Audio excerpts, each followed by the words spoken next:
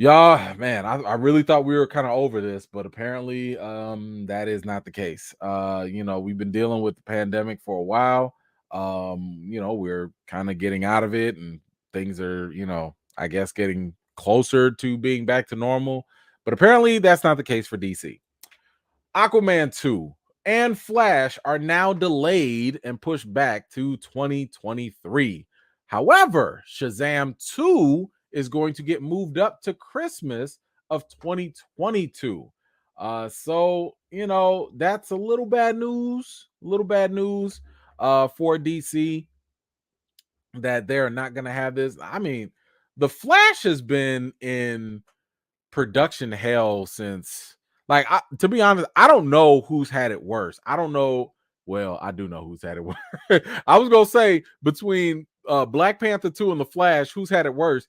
But then I remembered Avatar still ain't come out yet. So I think Avatar takes the cake when it comes to show or movies that are just not happening or whatever. But yeah, this does kind of suck for it. Now, I actually followed James Wan on social media, and he had actually said, now, again, this could just be director talk. This could be, whatever. But he had mentioned that even if they kept the same production date for Aquaman 2, he wouldn't have gotten the final special effects and stuff done. So this delay is actually a good thing because it allows them more time to get the special effects just right. So I'm like, you know what? I'm not mad at that because I've never had a problem when it comes to waiting for better quality. So if you're telling me that the movie's not done because you need more time to make it, to shine it up and polish it up, I'm fine with that. I wasn't in a rush to see Aquaman 2 anyway, but I'm not, I'll still go check it out when it comes out. But I'm happy that you were taking the time to make sure that this thing is actually going to come out the right way. So go ahead on that. As for the Flash, I don't know. I only thing I was looking forward to with the Flash was Michael Keaton, aka the GOAT Batman, was coming back. And that was gonna be cool. And Ben Affleck's Batman was also gonna show up. I was excited for that. I don't really care about Ezra Miller's Flash. I hope they fix his running. I don't who runs like this. What is what is what is this? I'm so fast. I'm swimming in air. I'm so fat. What is this? What? Man, if you don't tuck that in and something. I don't care about this Flash. Not my favorite at all. But there is also the possibility that this Flash movie could be the ultimate reset point for DC. This could be the movie that, again, messing with time, dealing with the multiverse. Now you're talking about basically the ultimate reboot button. So what DC can do is like, ooh, we like Aquaman, we like Wonder Woman from the Snyderverse. We're gonna keep that. Ooh, this Batman from this universe, Robert Pattinson, we gonna take him. They can pick and choose what they want because they could just mess with the multiverse like that and blame it on Flash, which happens in the comics too. So that is actually a good way for DC to finally get on track with their live action movies because the animation is on point. The animated movies are great, but the live action has been struggling. Now, they have some hits. They have some hits with the standalone stuff, but in terms of connectivity, in terms of building a level of investment for people to be like, man, what's this Batman gonna do? And what's this character gonna do? To do that, they haven't gotten there yet. So we'll have to wait and see where they go with it. Now, as for Shazam, I will say I enjoyed Shazam. I liked Shazam when it came out. It was actually also very close to the comic books too. So I was very shocked about that. But it followed the comic books really faithfully. And I thought it was a pretty fun movie that kept the right tone. Like it didn't force itself to be dark just because DC's dark. Like it was lighthearted. It literally was just like the comics. So I'm looking forward to Shazam 2. I don't know how good it'll be, but you also have to think about it like this. And I don't know if I want to put this out there too much, but this is mighty convenient for DC also. DC didn't want that smoke in the box office because Marvel still has Doctor Strange 2, Thor Love and Thunder, and they still got Black Panther 2 coming out all the rest of this year. You did, and if I'm not mistaken, Flash was supposed to come out like a week or two right before Black Panther. Flash would have gotten ate up in the theaters. Now I know we got our issues with Black Panther 2, I know, but Black Panther 2 is still gonna make money. You know, we know this. It's still gonna make money, and that's gonna cancel out whatever Flash was gonna do.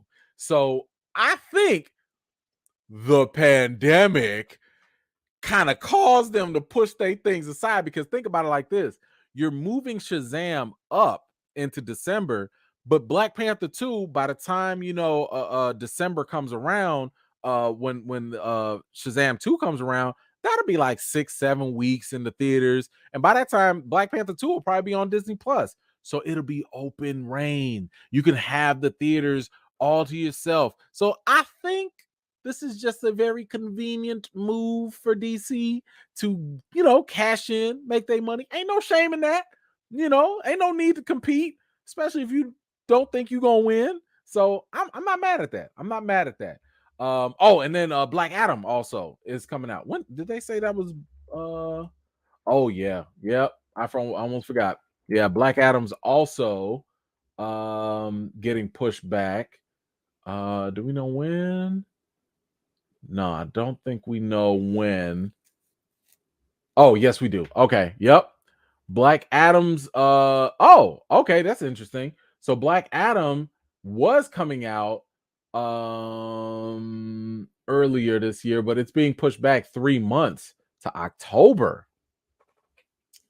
Now that I would also say is pretty good positioning, because if it goes back to October like that, you're giving it maybe, because Black Panther comes out November 22nd, I want to say, or something like that.